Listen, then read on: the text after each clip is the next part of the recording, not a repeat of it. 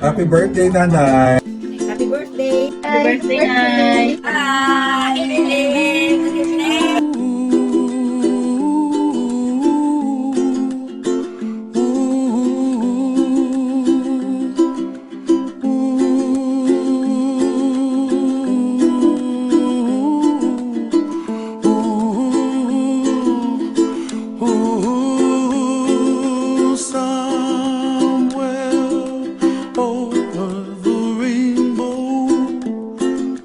Way up high, and the dreams that you dream of once in a lullaby. Oh, somewhere over the rainbow, bluebirds fly.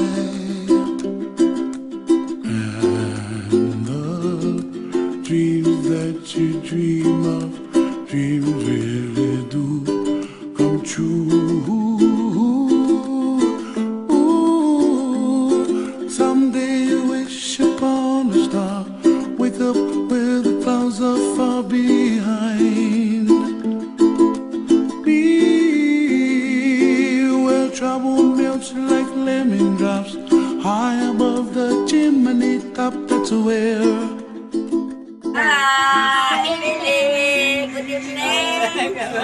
Salamat! Pinipulit sa akon! Happy birthday lang! Gabay nga tagaan kasi malawig nga kabuhin ni Lord.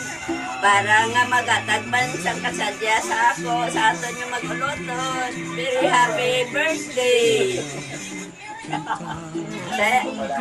Salamat! Salamat! Happy birthday, Nanay! Huwag lang ako kaabot sa opisina. Kaya anong iyabal mo? Good health and long life. Thank you. Yes. Good health and long life. I will see you soon, Nay. Happy birthday again. Bye-bye. Okay, happy birthday, Nay. Happy birthday, Nay. Happy 70th birthday. 70th. Happy birthday, tani, makalabot ka pa 75, 80. Dason, pag maabdan mo pang mga apo, enjoy ka mo da. Share nyo lang di sa mo ng inyo daw handa. Okay lang kami sabsan kasaglam. Happy birthday! Happy birthday! Yes, Nay, happy birthday. Happy 70 happy birthday. Siya na ako ulit. Mabot na lang next year. Love you. Love you. My message to my mother: be humble always and have faith in God, and keep yourself always in a safe. And Nay, hindi ka sakit pang tama. Huwag kayo mabayad. And salamat sa tanan-tanan nga kinhatag mo sa amin nga suporta sa amin nga magbutot. Even though kung kisa ati ka kami ulo, but still, you are there for us. Especially sa amin nga sakon. Kung kisa, sabi lang man na huwag ka sakon nga tungang aga pa. Katahong. Tapos kay Arnen, salamat kay ginatagaan mo time ang mga kabataan. So, dako na nakabulit. Kay GR,